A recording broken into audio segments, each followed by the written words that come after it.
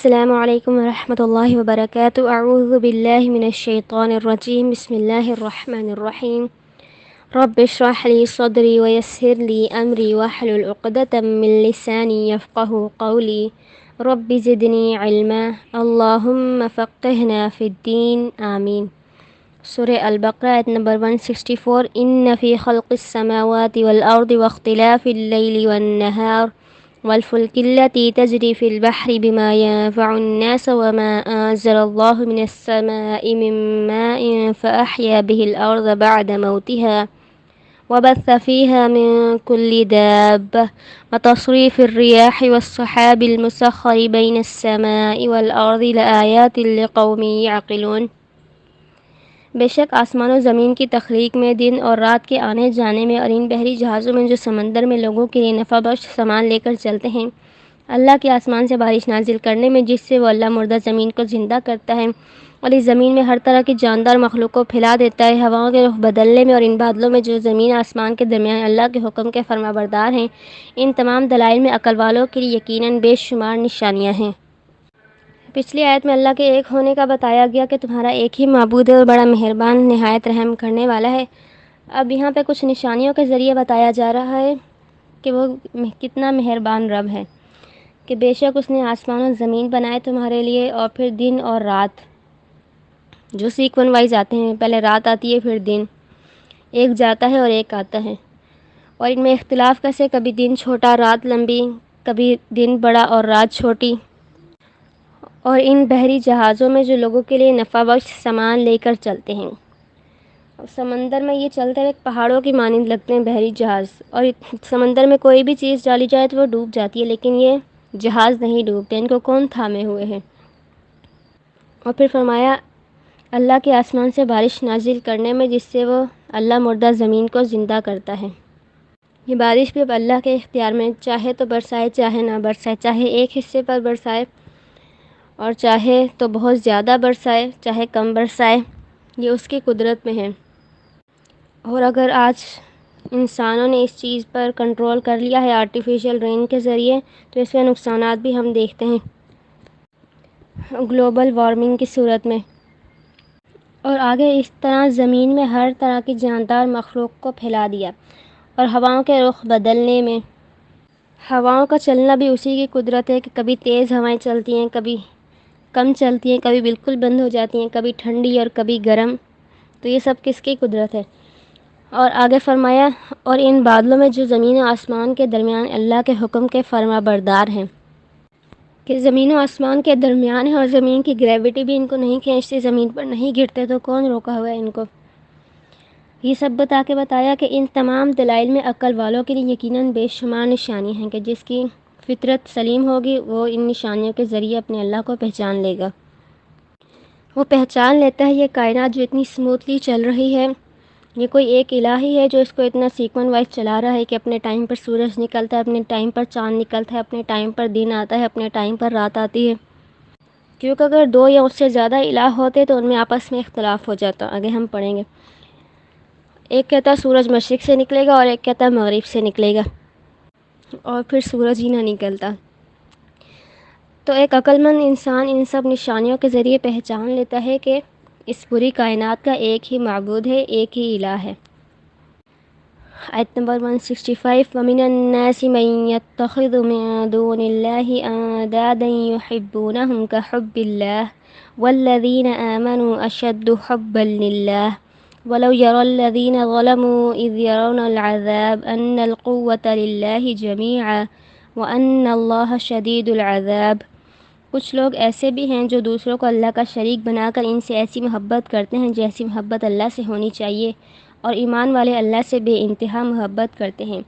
کاش ان ظالموں کو آج وہ بات سمجھ میں آ جائے جو انہیں اللہ کے عذاب کو دیکھ کر آئے گی، کہ واقعی تمام طاقت صرف اللہ کے پاس ہے، اور یقیناً اللہ سخت عذاب دینے والا ہے۔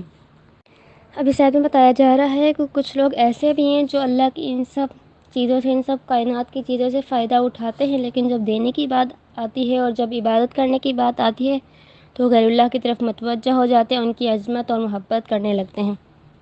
اور کیسی محبت کرنے لگتے ہیں؟ جیسی محبت اللہ سے ہونی چاہیے تھی۔ اور اللہ سے کیسی محبت ہونی چاہیے تھی؟ وہ ہم آگے قرآن پاک میں آتا ہے کہ اے نبی کہہ دیجیے اگر تمہارے باپ، بیٹے، بھائی، بیویاں، رشتہ دار، مال جو تم نے محنت سے کمایا، تجارت جس کے نقصان کا تمہیں خطرہ رہتا ہے، تمہارے مکانات جو تمہیں پسند ہیں، اگر اللہ اور رسول صلی اللہ علیہ وسلم اور جہاد فی سبیل اللہ سے زیادہ محبوب ہیں تو تم انتظار کرو یہاں تک کہ اللہ اپنا فیصلہ سنا دے، اور اللہ ایسے فاسقوں کو ہدایت نہیں دیتا۔ یعنی کہ ان تمام چیزوں سے بڑھ کر اللہ سے محبت ہو، اور ایسی محبت وہ غیر اللہ سے کرتے ہیں۔ اب یہاں پہ سوال پیدا ہوتا ہے، اتنی نشانیاں دیکھنے کے بعد، سب کچھ جاننے کے بعد، کیونکہ مشرکین مکہ جانتے تھے یہ سب کچھ کائنات سب اللہ نے بنائی ہے۔ قرآن پاک میں آتا ہے کہ اگر ان سے پوچھیں یہ زمین و آسمان کس نے تخلیق کیے تو وہ کہیں گے اللہ۔ لیکن سب جاننے کے باوجود کیوں شریک بناتے ہیں، ان کی اتنی تعظیم کیوں کرتے ہیں؟ لا علمی کی وجہ سے، اور کچھ لوگ ضد کی وجہ سے۔ یہ اللہ کی بنائی ہوئی مخلوق میں کوئی غیر معمولی چیز دیکھنا یا کوئی غیر معمولی قوت دیکھ کر اس کو الہ بنا لیتے ہیں۔ اور انسان کی فطرت میں ہے کہ وہ کسی کو پوجے، کسی کی عبادت کرے، لیکن اگر وہ صحیح سمت کی طرف نہیں چلتا، ہدایت کی طرف، علم الوحی کی طرف نہیں آتا، تو وہ پھر شرک کی طرف چلے جاتا ہے اور غیر اللہ کو اپنا معبود بنا لیتا ہے، اپنا ایمان خراب کر لیتا ہے۔ اور اللہ کے علاوہ کسی اور سے، غیر اللہ سے محبت کرنے کے کیا نقصانات ہیں؟ انسان شرک میں چلا جاتا ہے، اس کا ایمان ختم ہو جاتا ہے، اللہ کی رحمت اور مغفرت سے دور ہو جاتا ہے اور غلام بن جاتا ہے۔ ایک اللہ کی محبت انسان کو آزاد کرتی ہے، آزادی کی طرف لے کے آتی ہے، اور غیر اللہ سے محبت اور غیر اللہ کی پوجا انسان کو غلامی کی طرف لے کے جاتی ہے، اور جتنے وہ الہ بنائے گا، جتنے معبود بنائے گا، اتنا ہی غلامی میں جائے گا۔ اور وہ مشرک کیا کرتے ہیں، جیسی محبت، جیسا خوف، جیسی امید اللہ سے رکھنی تھی وہ غیر اللہ سے کرنے لگتے ہیں۔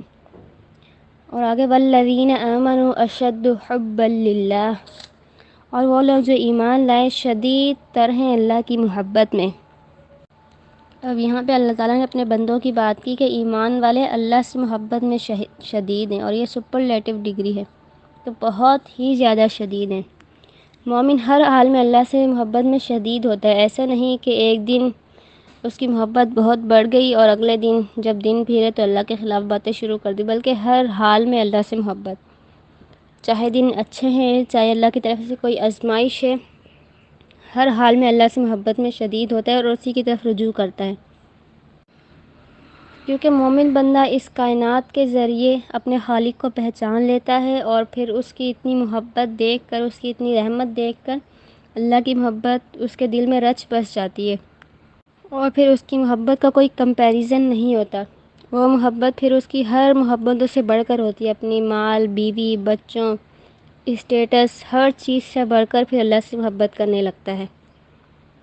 اور پھر مومن اللہ سے محبت میں اتنا شدید ہو جاتا ہے کہ اگر کوئی آزمائش آتی ہے تب بھی وہ اللہ کی طرف رجوع کرتا ہے، اور نیگیٹو نہیں ہوتا، بلکہ کہتا ہے یہ میرے رب کی طرف سے آئی ہے، اس میں کوئی خیر ہے، اللہ نے مجھے کسی بڑے پریشانی سے بچا لیا ہے۔ اور اگر کوئی خوشی ملتی ہے تب بھی اللہ ہی کی طرف رجوع کرتا ہے۔ اور حدیث کا مفہوم ہے کہ نبی کریم صلی اللہ علیہ وسلم نے فرمایا جس کے اندر یہ تین چیزیں آ گئی اس نے ایمان سمیٹ لیا اور اس کی حلاوت پا لی۔ پہلی، ہر چیز سے زیادہ اللہ اور اس کے رسول کی محبت ہو۔ دوسری، دوسروں سے اللہ کے لیے محبت کرتا ہو۔ اور تیسری کہ اگر اس کو واپس کفر میں ڈالو تو وہ آگ میں جلنا پسند کرے مگر اللہ کے راستے سے نہ ہٹے۔ اور اللہ سے محبت کرنے کے فائدے کہ ایمان مضبوط ہوتا ہے، اس کا عبادات میں اس کو حلاوت آتی ہے، ایمان کی چاشنی ملتی ہے، اور اللہ بھی اس سے پھر محبت کرتے ہیں اس شخص سے، کیونکہ اللہ کی محبت دو طرفہ ہوتی ہے۔ حدیث کا مفہوم ہے کہ اگر تم دیکھنا چاہتے ہو کہ اللہ تم سے کتنی محبت کرتا ہے تو تم خود دیکھ لو کہ تم اللہ سے کتنی محبت کرتے ہو۔ تو جتنے ہم اللہ کی محبت میں شدید ہوں گے، اللہ بھی پھر ہم سے محبت میں اتنے ہی شدید ہوں گے۔ دنیا میں تو اکثر ایسے ہوتا ہے اگر ہم کسی سے محبت کریں اور اگلا ہم سے محبت نہیں کرتا، یک طرفہ محبت ہوتی ہے کئی دفعہ، لیکن اللہ کی محبت کیسی ہے؟ دو طرفہ ہے، جتنی ہم اللہ سے کریں گے اللہ تعالیٰ اس سے بڑھ کر ہم سے کریں گے۔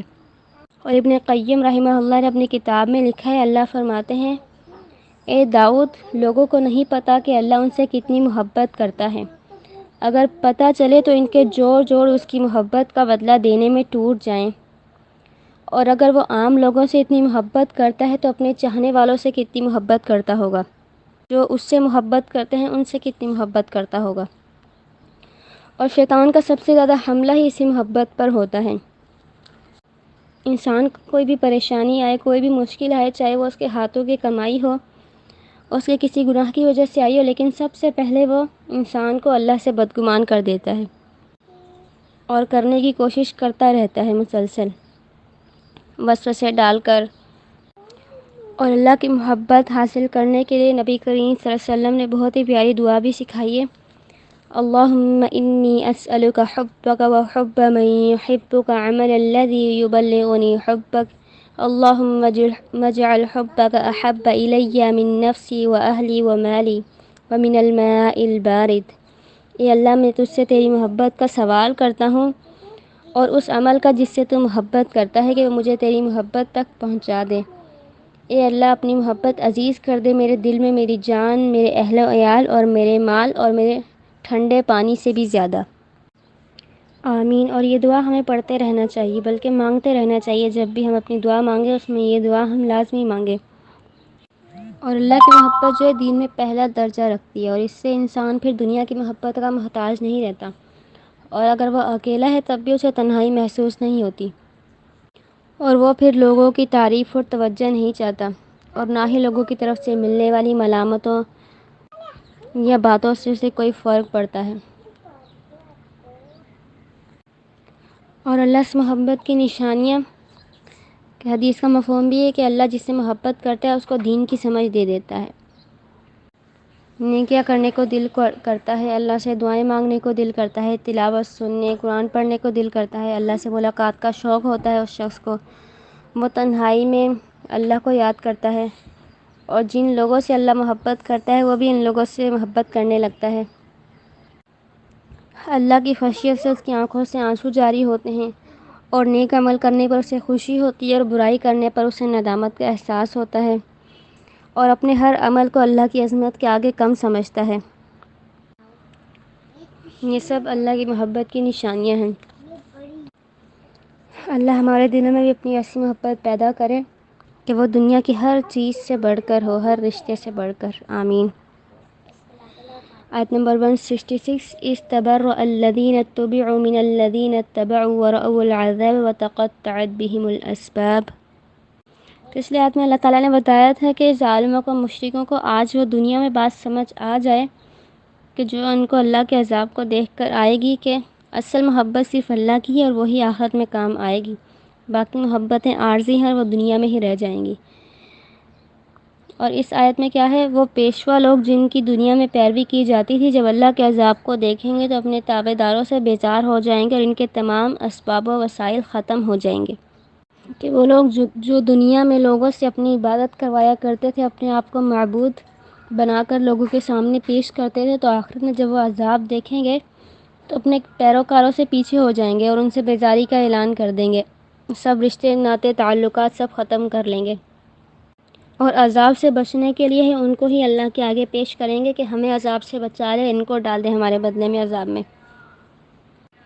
ان میں ایک تو وہ ہیں کہ جو خود کہہ کر گئے کہ ہماری عبادت کرنا، اور بعد میں لوگوں نے ان کے مزار بنا لیے اور ان کی عبادت شروع کر دی، تو وہ بھی بیزاری کا اعلان کریں گے۔ اور ایک وہ ہیں جو کہہ کر نہیں گئے بلکہ اللہ کے نیک بندے تھے، جیسے انبیاء، صالحین، جن کے مرنے کے بعد لوگوں نے خود ہی ان کو خدا بنا لیا، تو آخرت میں وہ ان سے بیزاری کا اعلان کر دیں گے کہ ہم نے نہیں کہا تھا، اے اللہ یہ خود ہی ہماری عبادت کرتے تھے، تو وہ تو ان سے بیزاری کا اعلان کر دیں گے۔ اور پھر اگلی آیت 167 وقال الذين اتبعوا لو أن لنا كرة فنتبرأ منهم كما تبرؤوا منا كذلك يريهم الله أعمالهم حسرات عليهم وما هم بخارجين من النار۔ تابعدار لوگ کہیں گے کاش ہم دنیا کی طرف لوٹ کر جا سکتے تو ہم بھی ان سے ایسے ہی بیزار ہو جاتے جیسے یہ آج ہم سے بیزار ہو گئے ہیں۔ اس طرح اللہ انہیں ان کے اعمال ان پر حسرت و ندامت بنا کر دکھائے گا، اور وہ کسی صورت بھی جہنم سے نہ نکل سکیں گے۔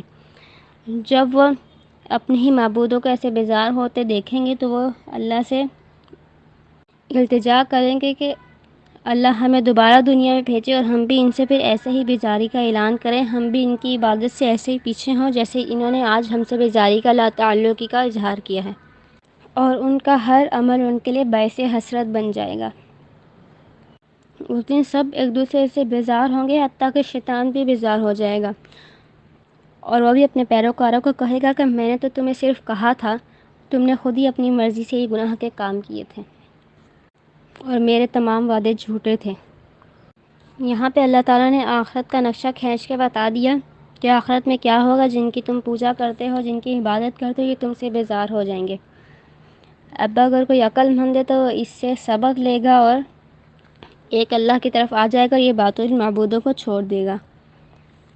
اور اس آیت میں ہمارے ایسے دوست بھی آ جاتے ہیں، یا ایسے رشتہ دار جو ہمیں کہتے ہیں کہ ہمارے طریقے پر چلو یا ہمارے لیے یہ گناہ کر لو، ہم آخرت میں تمہارا گناہ اپنے ذمے لے لیں گے۔ تو آخرت میں اس کے برعکس ہوگا، بلکہ وہ بیزاری کا اظہار کر دیں گے، اور آخرت میں آنکھیں کھل جائیں گی اور سب رشتوں کی اصلیت نظر آ جائے گی، اور پھر وہاں پہ تمنا کریں گے کہ اب اللہ ہمیں دوبارہ دنیا میں بھیجیں تو ہم بھی دنیا میں جا کر ان سے اس طرح ہی بے وفائی کریں جس طرح انہوں نے ہم سے یہاں پہ بے وفائی کی ہے۔ آگے فرمایا وما ہم بخارجین من النار، اور وہ کسی صورت بھی جہنم سے نہ نکل سکیں گے، کیونکہ آخرت میں تو پھر بعد میں دنیا میں واپسی نہیں ہوگی اور ہمیشہ ہمیشہ کی جہنم میں۔ یہاں پہ موقع ہے، یہاں پہ توبہ کا دروازہ کھلا ہے۔ وآخر دعوانا ان الحمد للہ رب العالمین، آمین۔ جو ہم نے پڑھا اللہ تعالی ہمیں اس پر عمل کرنے کی توفیق دے اور آخرت کے دن کی رسوائی سے ہمیں بچا لے، آمین یا رب العالمین۔